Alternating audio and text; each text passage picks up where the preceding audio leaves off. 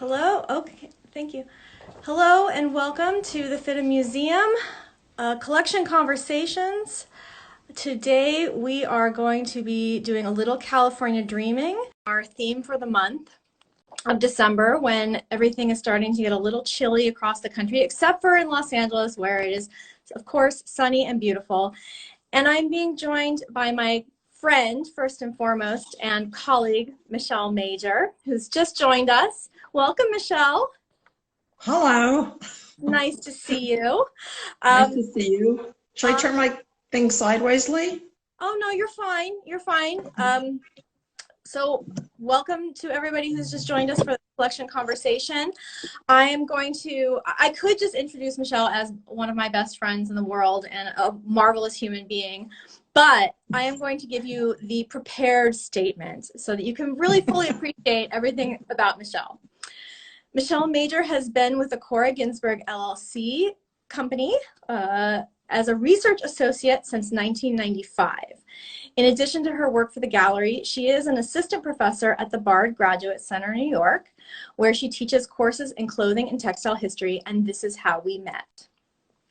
Michele received her BA at Barnard College, so did I, and her MA at NYU. She was on the curatorial staff at the Costume Institute at the Metropolitan Museum of Art from 1986 to 1993. And her publications include Staging Fashion, 1880 to 1920, Jane Adding, Lily Elsie, and Billy Burke, which was also a marvelous exhibition at the Bard Graduate Center. One of my favorite articles, which is La Mode à la Girafe, Fashion, Culture, and Politics in Bourbon Restoration, France, in the Studies of Decorative Arts, and American Women and French Fashion in this amazing publication, The Age of Napoleon, Costume from Revolution to Empire, 1789 to 1815. Michele has lectured on various aspects of clothing history. She's a contributor to the yearly Cora Ginsburg catalog. So that's just a few of Michele's accolades.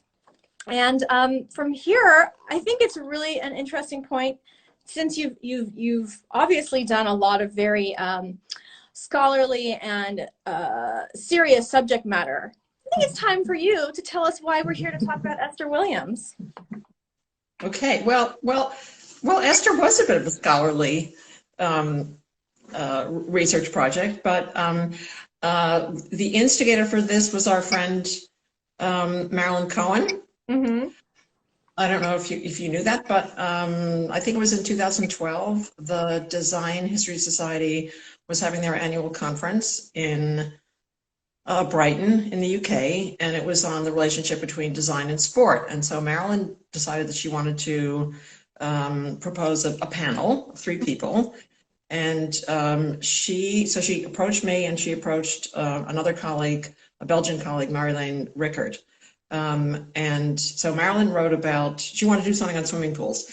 So Marilyn wanted to write about the swimming pool as a place of status, as a site of status. Mm-hmm. Marjolein did something on the swimming pool as a site of danger and possible violence. And I was like, okay, I'll do Esther Williams. I'll be the light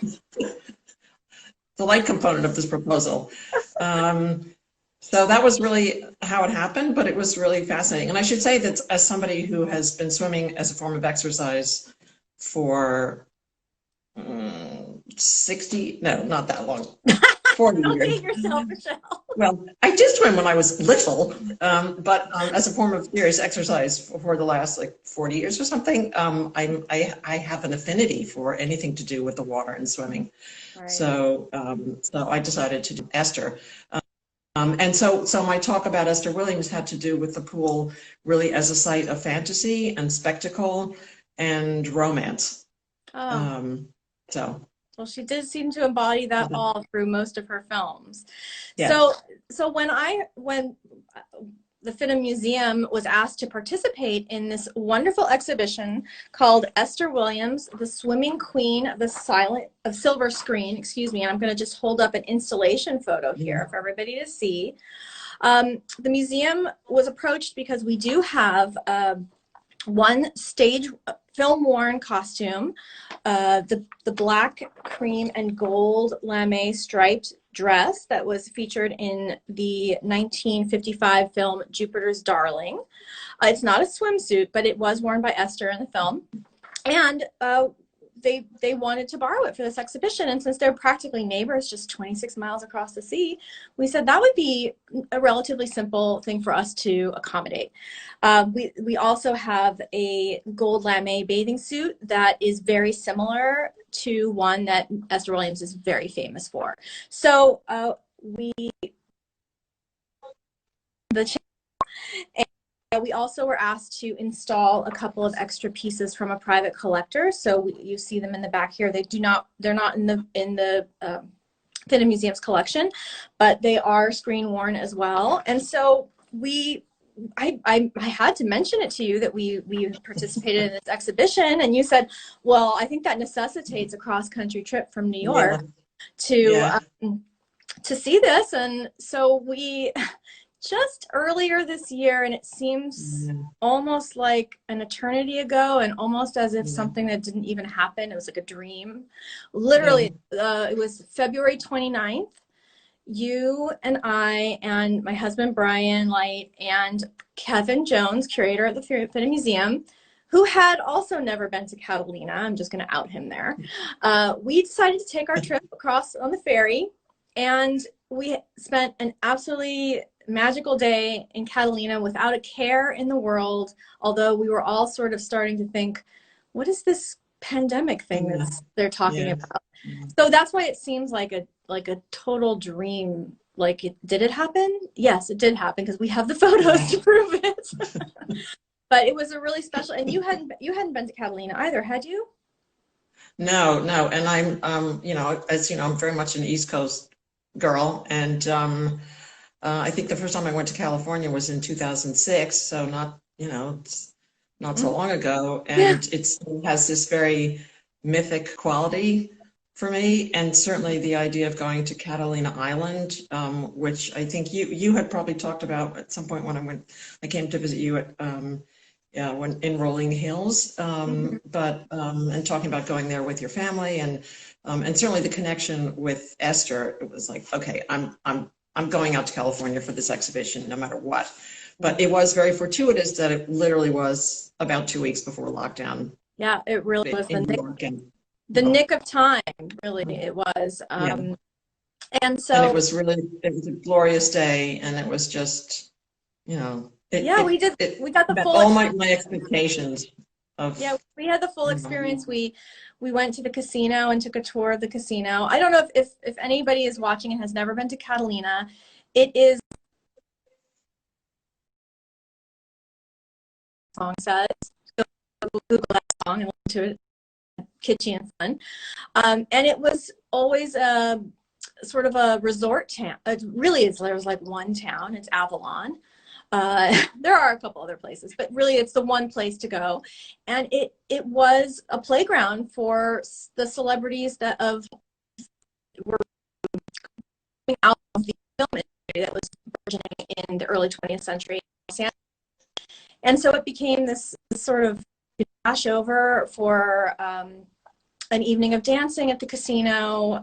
It sounds like a place you gamble, but the casino is actually a ballroom, a spectacular Art Deco ballroom. And it's a sleepy town where you could swim and you could fish and you could do water sports and you could see the Catalina buffalo that have been actually taken over to Catalina for filming, because they also did some filming. The film industry also used it as a location. So they left some buffalo behind, and now that's like a sightseeing option for people to go see the Catalina buffalo that are not native to the islands.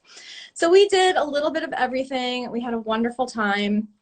And I learned a lot about Esther Williams from you, and I would love for you just to share some facts about her that people might not know. They may just think of her as, you know, a bathing beauty, but she was so much more.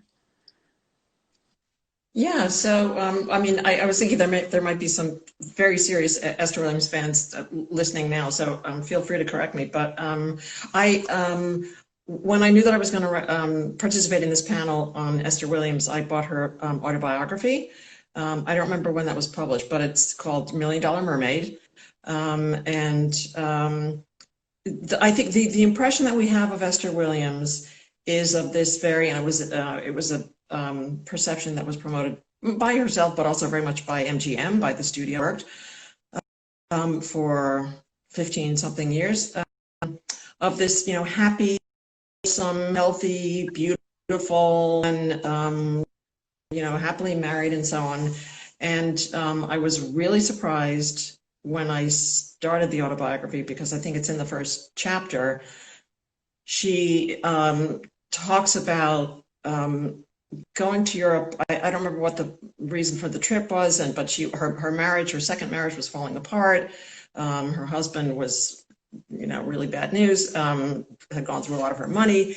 And so when she got back to she was mulling all this over, and she came back to the US, I think this is 1959.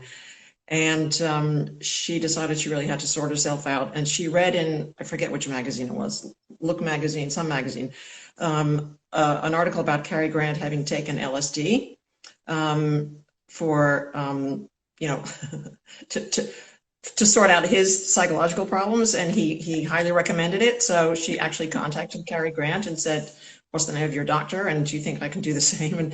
And she did end up actually taking LSD under supervision. And she had this kind of revelatory experience. And it turns out that actually her as a child, I don't know if this, tell me if this is too much detail, Leigh. She had an older brother who was sort of the adored child in the family.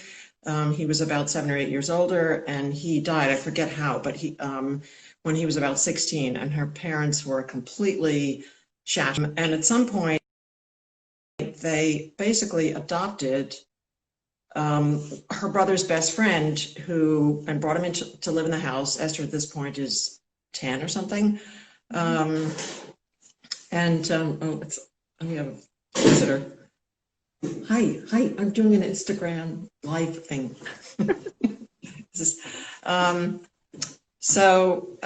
Anyway, he sexually abused her over a long period of time, and she was reluctant to tell her parents, or maybe she tried to tell them, they didn't believe her, because anyway, so she had a, you know, I mean, the childhood was not the happy childhood that people portrayed. She started swimming as an adolescent, and I think that gave her a lot of inner strength, and obviously, you know, physical strength and also inner strength. And by the time she was 16 or 17, she had already won a number of, you know, national competitions. And I think in her late teens, she participated in Billy Rose's Aquacade. Right. And she swam with Johnny Weissmuller, and 1940, she was supposed to participate in the Olympics, and of course that didn't happen. And it was as a result of being in Billy Rose's Aquacade that she was spotted by a Hollywood talent scout from MGM. And so she signed a contract with MGM in 1941. Her first movie was with Mickey Rooney. It was called Andy Hardy's Double Life or something like that. And there was a very brief, she was certainly not, you know, a star by any means at that point. And, but there was a brief sequence of her swimming. And it went over apparently really well with audiences. And so MGM decided really to create the kind of the pool spectacle, you know, genre of film with Esther Williams. And they built, shall I show my life? The picture from Life magazine? Please, yes. So her first big breakout role was called Bathing Beauty in 1944. And this is, wait, can you see? This is Esther. I can see, and I'm also, yes, it's a little, well, for me, it might be a little pixelated, but hopefully others can see. And what I'm going to do is I'm going to also show you the bathing suit that she's wearing, because it is one of the pieces that we installed. Yeah, that was really great to see that. Designed by Irene Sheriff, and it is a stretch satin in like a very blush pink. I don't know if how many, you know, with film costumes, some people know or they don't know, there are what we call multiples. So there may be many of the same costume made for a film, especially if it's going to be an action sequence. And I would imagine, especially if it's going into chlorinated water repeatedly, this one seems like it's almost in pristine condition. It's a very pale blush pink with all of these prong set rhinestones the rhinestones are so big they almost look like little mirrors. It's just is magnificent. So yeah, that was the cover of Life magazine.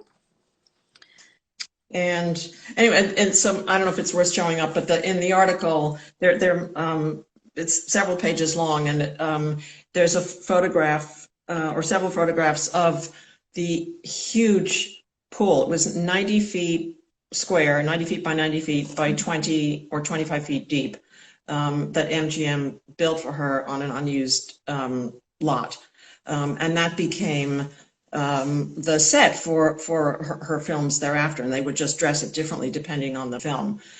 Right. And so they did know a thing or two about spectacle and musicals. So this wasn't completely out of the blue. It was just the aqua ballet part that was a little bit new at that point.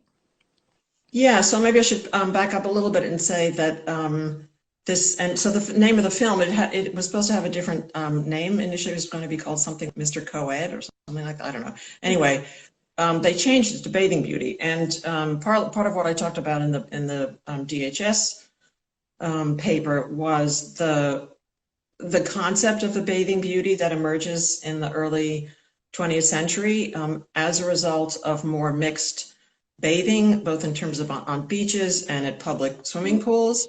And this whole idea of, you know, women on display in increasingly scanty, you know, bathing attire, and certainly that increases into the 20s and 30s, and certainly in Hollywood, you know, many of the movie stars had their own swimming pools, and so you would often see photographs of leading ladies, not necessarily in their pools, but near their pools, or, you know, in the bathing suit. And so this concept of the bathing beauty, you know, is very much around before Esther appears on the scene. And actually, one of the a review in the New York Times about Bathing Beauty, the film, said, "Oh, look, a bathing beauty who actually swims." Because the idea was that beauties often appeared in bathing suits, but they didn't necessarily swim. And Esther actually swam. And she, in her autobiography, she talks about the fact that it was as a result of joining the Billy Rose Aquacade that she learned to swim pretty and not just swim fast. And there were synchronized swimming was also, you know, being in the interwar period. I think the term synchronized swimming was coined in 1934, something like that. And it was, I think that was at an exhibition, maybe in Chicago, you know, like an exposition. And I think that was the first time that balletic swimming was combined with music. Okay. And so Esther was really sort of in the right place at the right time, because all these things, you know, were around, and also swimming as a form of, you know, health and exercise were increasingly being promoted, for both boys and girls, but also very much for girls.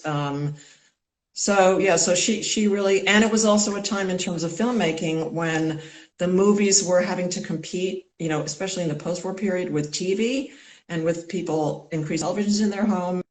And, you know, so the big studios are turning out these over-the-top musicals, or, you know, lavish, you know, or not just musicals, all kinds of lavish, you know, films with casts of thousands and so on. And so the swimming pool genre was something that was really developed for Esther Williams.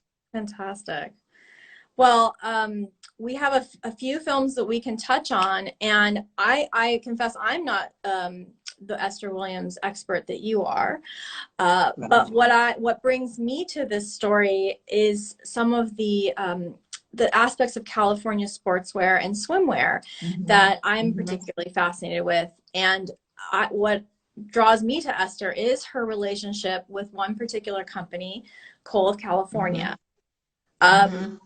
In 1948, this amazing company that had been in existence since the 20s, 1925, Fred Cole started a swimsuit. Well, he joined the West Coast knitting mills. And so there a lot of early swimwear companies were based off of knitting companies. He saw the need in California. Jansen. I'm sorry? Like Jansen. Like Jansen, absolutely. And he saw this need for glamorous swimwear because that's what the Hollywood set really was craving. Backless swimsuits so that you could be tan on your back for your 1930s evening gown. So he started looking at fashion trends and seeing how he could incorporate them into swimwear that got increasingly more glamorous and sexy. In 1941, he renamed it, in fact, Coal of California, because he wanted the of California to give it that little burnish of, the playground of the stars. And in 1948, he signed Esther Williams to be a spokesperson, sort of a consultant as well. And what I think is really, let me try to find the photo that I want to show you. What is really great, here's a photo of Esther and Fred Cole. This is from Life magazine in 1951. And you see she's singled out as being not in swimwear because she's a business lady here. She's using her she's the Mermaid tycoon, and they're starting to focus on her as a businesswoman. And what was wonderful is that she fit very well, no pun intended, or no pun intended. She fit perfectly with the head designer, who was a woman named Margaret Fileggi. She was hired in the 30s, I think 36, because she had a unique angle as well. She was also a Hollywood figure. She was a dancer, and she started designing the suits, the leotards and suits that she needed for her performances, and then that parlayed into a custom boutique for bathing attire. And because she understood what you needed to have secure fit and freedom of movement and ease of movement, but she also understood theatricality because of her Hollywood connection. So she understood fashion, and she merged the two. And when she and gangbuster, because like you said, you finally have a woman who's a real swimmer. She needs that suit to stay exactly where it's supposed to stay so that she can swim her laps, but also look like a bathing beauty. So that is the connection that I really love about Esther. They sent her on promotional tours. They even did, I loved this description. They did a bathing suit fashion show that I think it was in 1949, where they filled an entire pool with flowers, and there were jets streaming everywhere, and they created a submerged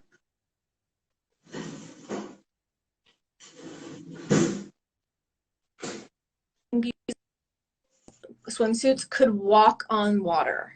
And so there was this showmanship that matched in the company that matched her spectacle on screen.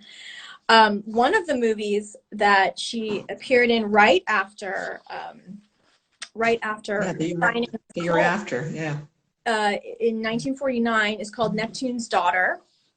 And I mean, so sort of like art imitating life in a way. She plays a swimwear designer.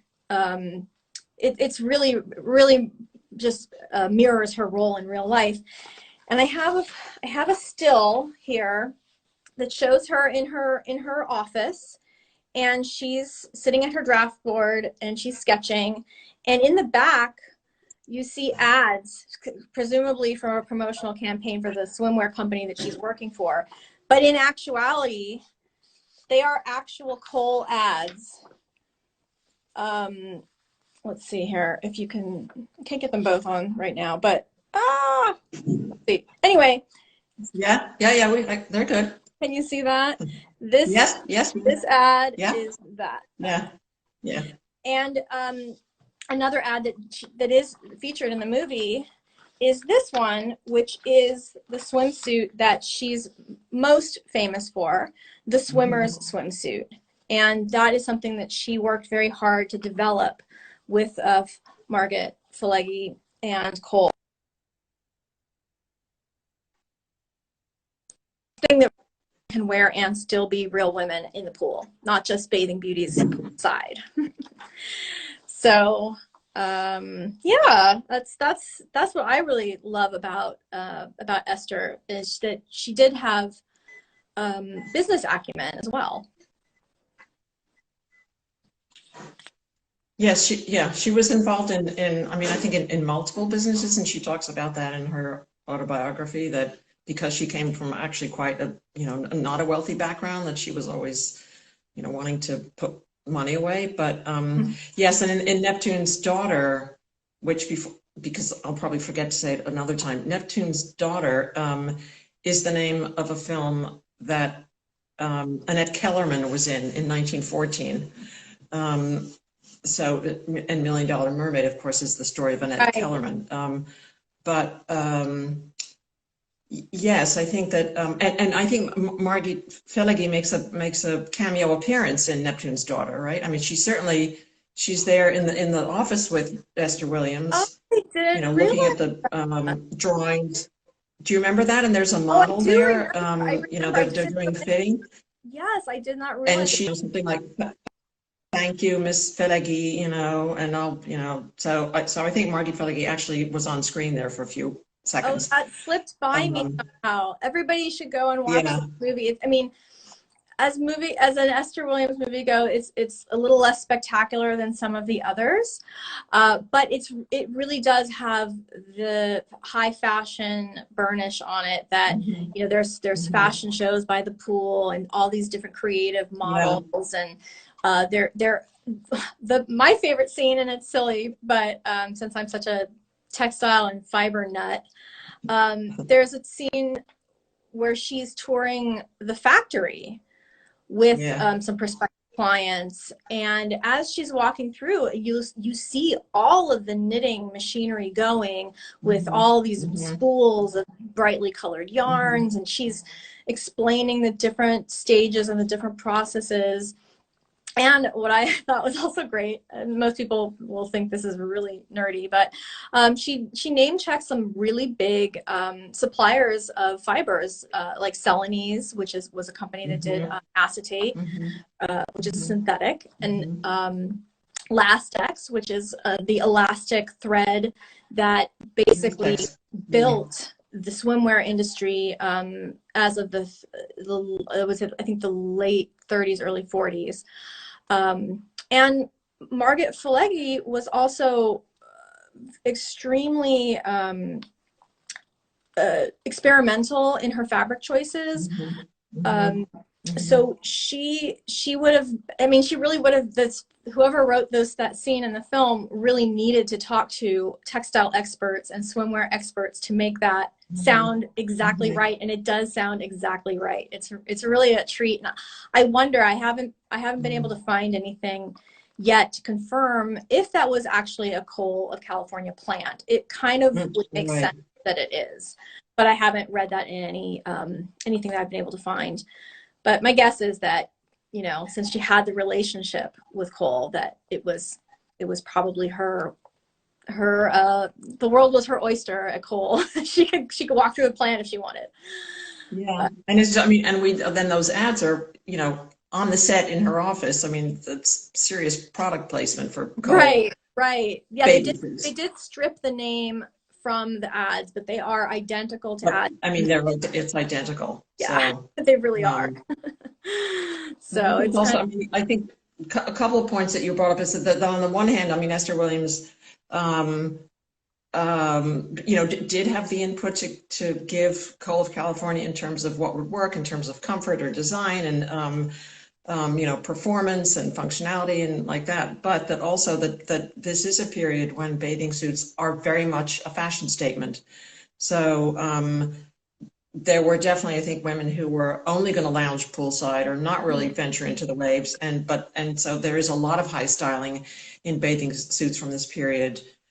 In terms of the overall shape, and it's very much, and the Cole ads reiterate this, or you know, emphasize this, that these bathing suits, the Esther Williams bathing suits, support your body where it needs support. You know, they shape the body where it needs shaping. So who doesn't want yeah, that? so there's that element too. And I think there's when I was rereading some of her in her autobiography the other night, that she said something really funny at some point to somebody about, well, you know, about designing bathing suits. Oh, maybe it was when she was doing the thing with the Navy. I don't know, but she said, you know, we're not just going to use Dixie cups and like, you know, a piece of string or something. I mean, she's like, women really need, you know, and want and deserve, like, you know, the support when they get into a bathing suit, because it's the one time when you're wearing the least amount of clothing and you need to look good. Absolutely. And I remember reading that quote as well, and it was sort of the Dixie cup and fishing line analogy was really funny. Fishing line, right. Right. And this also ties into a question that has been posed to us. Did she have her own swimwear line? And yes, eventually she did, after she did. Film career sort of wrapped up. And she prided herself on designing the type of swimwear that she developed with Cole, you know, for a more mature woman who wanted to be covered and wanted to be supported. And there was another very kind of charming quote that she said something about, like, you know, women are always fighting this thing called gravity. And you know, once you're done with once you're 30, right, once you're 30, you must report to me, which I love. I loved that quote. It's like, okay, okay, we're here to report for like a supportive swimsuit. But when she did design her own line, and it's still in production today. And if you just Google it, they were selling them on Catalina. They were selling them in the shop at the Catalina Museum. And they're very charming and retro, and they look very retro. They look like they can really stay put. And I was visiting their site the other day just to see. There's places where you can submit photos of you wearing your Esther Williams bathing suit, and I noticed that, surprise, surprise, or not, there's a lot of pinup type of photography that people use these suits for. But there was also some really amazing, very active young women, or actually not just young women, women in general. There was a roller derby club that was all outfitted in leopard print Esther Williams bathing suits, as well as, yeah, they looked like bruisers. They were great. I mean, it was really cool. And there was also, you know, some synchronized swimming teams who are looking to capitalize on that retro aesthetic. And so I'm really glad that name still lives on. And you know, we can all have a little Esther in our lives, especially if we're not into the Dixie cups and fishing line. So you said something interesting about sort of these materials that, you know, were high fashion, that, you know, maybe some women would just be wearing poolside. But it's very true that Cole especially, you know, touted the fabrics that they would choose as glamorous, almost akin to evening. Oh, yeah. Yeah. Right. They're pretty. And one of the bathing suits that she's very well known for is a gold lame bathing suit. Right. We actually, so this is the one we had installed in the exhibition. It's actually a little bit later than the period when she wore hers, but it's very similar. And this one, you know, it always gets associated with $1 Million Mermaid, which is, like you said, the Annette Kellerman story. and it's also a spectacular, you know, there's one sequence where she rises out and she's wearing a full-on gold beaded, I mean, it's not even a swimsuit, it's like a full body suit. It's quite extraordinary. And but it turns out that she actually wore this gold bathing suit in a film called On an Island with You. So you have to kind of watch a lot of different little bits and pieces of these Esther Williams movies to catch her in just this array of glamorous swimsuits that she, you know, after she partnered with Cole, they were supplying her swimsuits and also the supporting aqua ballet dancers swimsuits. But before that, you know, Irene Sheriff, whoever was the designer at the studio for swimwear, was trying their best to make things that would withstand all of this swimming and chlorine. And but once she partnered with Cole, it really got very simple, and she just went with those bathing suits. I do want to point out, Leigh? Yes. Oh, I don't know whether you saw this. I held up. Can you see this picture? Of this is from this is Esther in her gold bodysuit from $1 Million Mermaid. Oh, you know, I'm sorry. My view is a little pixelated, so I'm hoping that perhaps for other people it's a little less pixelated. But yes, I can hold up also this tiny little inset on the poster right here. She's wearing literally a head to toe gold beaded and that's bodysuit. Maybe that was a question that we had about the crown that she wore. Oh yes, yes.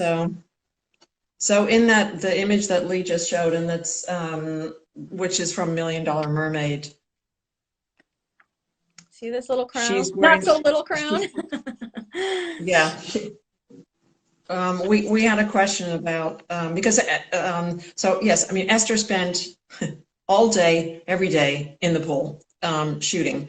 And another thing that I just found really remarkable about her was her stamina. I mean, obviously her physical stamina, but her you know, her perseverance, and I mean, all that she suffered multiple broken eardrums, you know, 7 you know, multiple times, but this and she did almost drown actually once as a result of a bathing suit that was badly designed and, you know, really heavy, and she went to the bottom of the pool and she ended up actually taking the bathing suit. It was made of really heavy flannel. I think it was designed, I don't remember, maybe by Helen Rose or something. It was plaid. And death by bathing suit. Oh no. She went to the bottom and she took off the bathing suit, and so she could come back to the surface. But this $1 Million Mermaid had well, it has at least 2 sequences in it by Busby Berkeley. Right.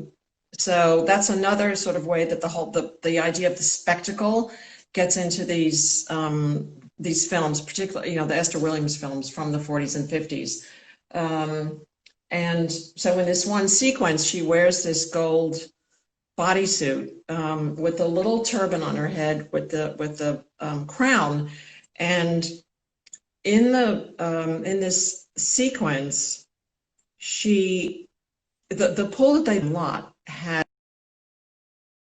all kinds of fixtures with it, that geysers and fireworks, and in the center was a hydraulic lift that could, you know, lift her up, or it's usually Esther because she's always the star, up out of the water, something like 50 feet or higher. So she was on top of this hydraulic lift, this plinth essentially, and she was supposed to dive off into the pool, and at the moment, or, you know, within a second of diving off the hydraulic lift, the plinth, she realized that this crown that she was wearing was not made of something soft like cardboard. It was actually made of aluminum, and that it would hit the water first and hit the water really hard. And so as a result, she broke 3 vertebrae in the top of her neck. She came really close to breaking her back. And apparently, she said, Busby Berkeley, you know, she did a perfect dive, of course, and he said, right, cut, everybody go to lunch, you know, and everybody like cleared off the set, and then somebody realized that she wasn't actually coming back to the surface. Oh, God. I think it was her dresser or somebody who called people to come and help, and so they actually cut off the, oh, no, she says her dresser actually sort of, you know, carefully took off the gold bathing suit because it was so expensive and had all these like sequins, whatever. And she didn't want to rip it, you know, cut it off to make it easier. Anyway, and Esther went directly to the hospital and was in a body cast for something like 6 to 7 months. So she was pretty fearless when it came to doing these stunts. And there were a few stunts that she didn't do towards the end of her filming career because she was pregnant, and she was pregnant more than once when she was making these films. And so the designer, whoever it was, you know, had to little adjustments to her bathing costume, her swimsuit, to kind of conceal the fact that she was 3, 4, whatever it was, 5 months pregnant. So she was, you know, she was doing all of that, you know, while she was, expecting. So and that's a lot of strenuous activity to expect of somebody who's pregnant. I guess the show must go on, and she was very fit, but that's a lot of complications for one woman to bear when the whole movie centers around your ability to perform feats of daring and unexpected wardrobe malfunctions, like not being oh my God, I had no idea. That's shocking. Can't imagine that happening again. And today it would all be CGI anyway. So right, you know, before the special effects, you really had to do these things on your own. There were really only a couple of things that she didn't do, like jumping off the cliff at Catalina, you know, on the horse. She didn't do that, and she didn't do a particular stunt from I think It's Easy to Love, because she was pregnant again there as well. And I guess another thing that I just wanted to say about the films in terms of the spectacles, like the Busby Berkeley sequences and other films, that there's this, you know, disjuncture between the narrative of the film, which has a story that, as weak as it might be, has some kind of plot that you can, you know, that makes sense. And then you have these moments when the goes into this complete, you know, impossible reality, which is the reality of the spectacular and the spectacle. And there are very clever ways, like in $1 Million Movie, where the story of Annette Kellerman, where you who performed at the Hippodrome in New York in the early 20th century, where the camera comes into the Hippodrome. You know, you are part of the crowd entering the Hippodrome, so that it's still sort of within the narrative. And then the lights go dark, you know, as you're sort of part of the audience. And then when the lights come back up again, you're completely in the other world of the pool. That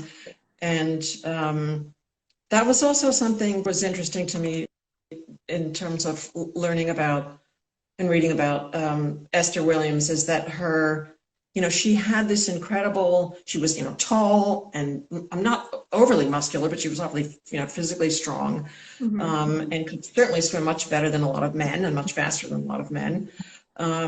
But so there was this, a little bit of sort of, you know, ambiguity around her as somebody who was extremely powerful physically, and yet at the same time had to remain very feminine. And that one way that was accommodated was by the fact that she did, you know, ballet in the water. I mean, she danced in the water, right. Which meant that she remained very feminine. But there were a lot of words that were used about her. I mean, she was called a mermaid. She was called an amphibian. She was, you know, referred to as sort of neither, you know, not quite human, but not really, you know, from the, you know, a fish, you know. So there was, I mean, it's interesting because certainly the late 40s and 50s, it's this, you know, return to domesticity for women, and, you know, back into the home and remaining very feminine. And I think that's also why in the photoplay magazines and things like that, she's she's always promoted as being, you know, yes, she's Esther Williams, but she's also a mom, you know, and a wife, and, you know, leads this very, you know, she has this domestic side to her, which is not so threatening, right?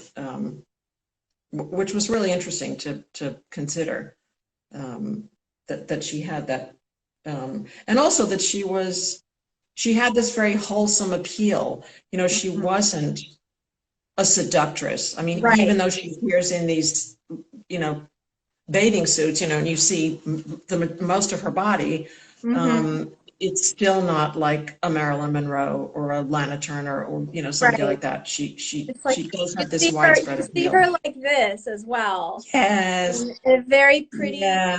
bathing suit, Yeah. smiling, charming, very smart, charming smile, even underwater. Yeah. This was from Bathing Beauty. Is that right? Yeah. Bathing Yes. Beauty. Yeah.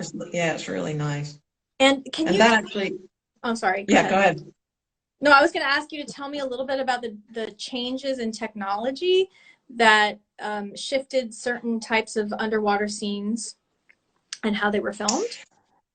Yeah, so that one actually is you can tell even in that the image that you just showed up, that I mean, I can tell, I guess maybe but film, you can see that that the camera is stationary, right? And she is having to swim in front of where the camera is. And in her, I guess it's in her autobiography, but I think I was also rereading a review of Jupiter's Darling, which was the same director as Bathing Beauty, so like 10 years later, this man called George Sidney. And he said that in something like Bathing Beauty, the cameraman could be, you know, in the water, but the camera's stationary, and just the cameraman's head would be above the water. So, you know, the choreography had to accommodate that. But by, oh wait, here's my picture. By the time that they were filming Jupiter's Darling, right? I've lost it. Yes, Jupiter's Darling. That, which is 1953 or 4, I think. Five. Okay, thank you. 55. Sorry. That no, that's I knew I was going to make mistakes. That the aqualung that had been developed for military purposes for the Navy during World War II was readily taken up by Hollywood, and so Leigh, I don't know whether people will see this. Can you see? Maybe it has to do with where the. I've had a little report that it's a little pixelated, but we'll figure out a way to share that photo. And if you might, we might just encourage people to Google Jupiter's Darling, and you'll look for an underwater scene. It makes you do a double take because you see a film crew, and they're all sitting. I mean, they're sitting on. At least one person is sitting in a director's chair at the bottom of a pool. Yeah, I think that's George Sidney, the director. He's sitting in a director's chair. They're all down there in the water, and it's surreal because you think you're just looking at a terrestrial scene, and then all of a sudden you realize they're all underwater and they've been weighted down. But what's really remarkable about that scene in Jupiter's Darling, and I'm going to show a couple things about that as well. That was an incredibly moving and beautiful spectacle where she's swimming and there's a camera is following her, and it's a much more of a free approach to this movement. Like you were saying, she didn't have to swim up to the camera. The camera followed her through this action. Follows her. There are all these beautiful young men in white body paint, which I don't know how that stayed on either. And they're all staged like classical sculptures, and as she swims up to them and coos with them, they all come to life, and it's just this kind of silly, magical, beautiful thing in a silly, beautiful movie. It's Jupiter's Darling it's like a mashup between a sword and sandals film. It's very weird, and a comedy and an aqua musical.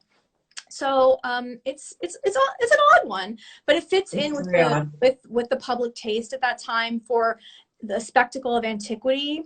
And so here is actually this is like a lobby card for the movie, and you see Howard Keel as Hannibal because this is set in Carthage. And Esther, and she's got a leopard on a leash because, you know, every lady must have a leopard on a leash, I suppose. And she's wearing the dress that we have in the FIDM Museum collection. You had mentioned Helen Rose earlier. Helen Rose is the designer for this gown. And she is given, she shares credit for the film in the costume design department with Walter Plunkett, but I did consult our resident Plunkett expert, Joanna Abijouti, who is our social media manager and museum associate. In fact, you should look for our collection conversation with her because she talks all about Walter Plunkett's career. She definitely told me that Walter was more in charge of men's costumes, especially in this film, as well as period costumes. So, and Helen Rose is really well known for her garments that can dance and move. So she's more likely the one who designed this spectacular gown. And let me tell you about the construction on this gown. It is not a printed fabric. And cream wool jersey that is offset with strips of gold lame. So every single little stripe is an individual piece of fabric that is then mitered up the center. And it's stretchy and will accommodate it'll accommodate a figure very va-va-voom. And one thing that we have noticed in particular about this garment, especially when we test dressed it before we installed it at the museum, is that it was 100% built for Esther because the rib cage is really broad. You know, not a typical fashion body. It was an athletic body, and so we had to do some extra padding through the rib cage and torso because she was a swimmer. She had broad shoulders and a broad rib cage because that's where your muscle mass goes if you are a competitive swimmer, which she was. So that's an interesting thing. So we have it on one of our fashion mannequins, but we had to do some extra padding to make it look perfect for the exhibition. And I think it looked spectacular in person. And as you noticed in the film, she has a headpiece that has like more of an Egyptian vibe to it. You know, that could be Joseph of Hollywood or some other supplier of sort of Hollywood fancy jewels. We don't have the headpiece in the collection. If anybody knows where that is, you just like, maybe you want to donate it to us. But we did have a really interesting question that came. Oh, man down. Sorry. Okay, well, I'll tell you the interesting question that came up while Michele repositions herself. Sorry. Somebody asked. Okay. These things happen. Somebody asked today whether the original Barbie swimsuit could have been inspired by this. I don't know. I can't answer that question, but what I can say is that when you have these types of stripes that go across the body in that way, it really accentuates a figure. So I think it's a brilliant idea for a bathing suit or a gown like this, because as those stripes travel across the body in that configuration, you know, especially like at the waistline, it just really gives you a wonderful shape. And I suppose what works for Esther,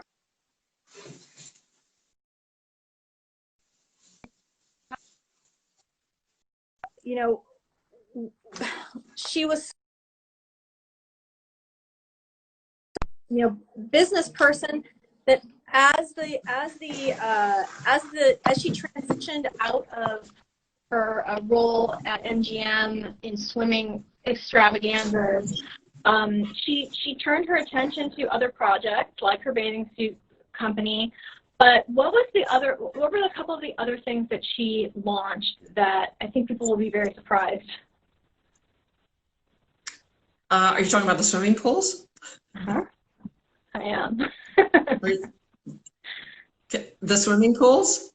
Yes. Yeah. I think that was in, yes, I have, and I think it's in 1958, maybe, that she partners with a company to produce swimming pools, and they were called Esther Williams swimming pools. And there was I started my DHS paper with a quote from a trade magazine, basically, that said, you know, Esther Williams and swimming pools go together like ham and eggs. You know, you think of one, you think of the other. So, and they were very popular. They sold extremely well. And again, this is, you know, in the post-war period when many families, especially in the suburbs, are adding pools to their houses, or, you know, want to buy a house with a pool, and particularly, of course, in California, but in general, the number of swimming pools increased. Private swimming pools, you know, increased dramatically in the post-war period, so in the 50s and 60s. And there was something I just watched the other day, a little video about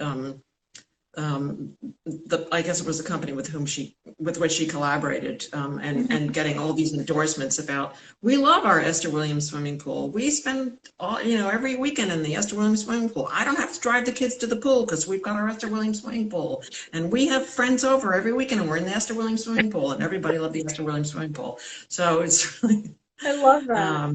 I love so it. they were really, yeah, they were very successful, and I think that was one of the businesses that she that her second husband didn't run into the ground, and didn't lose money on. So so that was actually something that kept her afloat, to use the right word. Perfect. Yeah. Well, we only have a few minutes left, and I just wanted to show a couple things that in doing some research on Esther in the last couple weeks, just to prepare for today. I just got the internet for a photo of Esther Williams, and I was really happy with pieces we have in our collection. So I just wanted to point those out really quickly. This is the infamous Swoon Suit. This is Esther wearing the Swoon Suit. And this is the Swoon Suit that's in our collection and that will be featured in the upcoming catalog, Sporting Fashion, Outdoor Girls 1800 to 1960. The Swoon Suit is a very famous Cora, California design that was basically sprung out of the war effort to save elastic. And so what you'll notice about the bathing suit is that it laces up the side. Instead of having lastex for that perfect fit, you would customize the fit by lacing it on the sides of the briefs. And it was really popular and became sort of one of the first very popular brief and bra swimsuits. And we're very lucky to have one in our collection. And we were very lucky to find Esther looking like she's christening a ship going somewhere in her swoon suit. So that was one more thing I wanted to point out. And so you'll have to buy the catalog to read more about this swimsuit. Our Lady is aquaplaning, not christening a ship. And another cold California bathing suit. I saw Esther leaning up against this tropical setting in the palm tree, and this beautiful bathing suit that was featured in our exhibition a couple years ago, Sun-Drenched Style.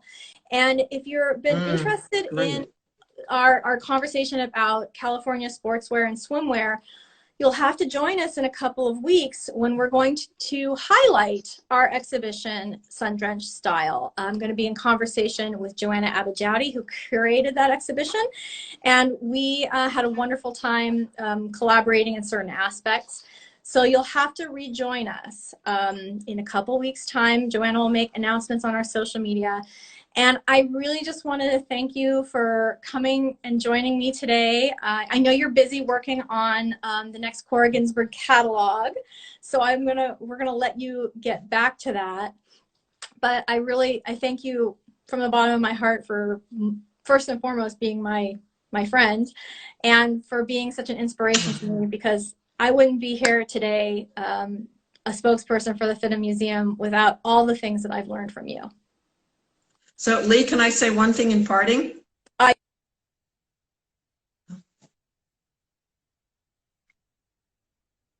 So just to say that Esther was very popular throughout the world.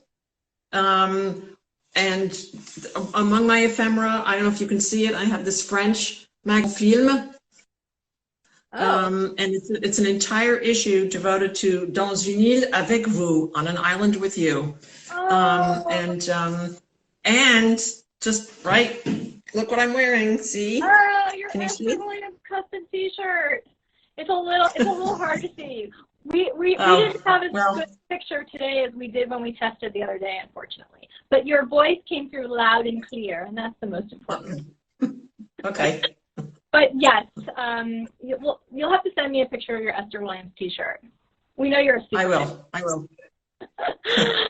All right. Well, lots of luck to you. And lots of love, Leigh. Thank you. Thanks to our FIDM Museum audience. We really appreciate you joining us today. And look out for more California Dreaming coming your way soon. Bye. Bye. Bye, darling. Bye.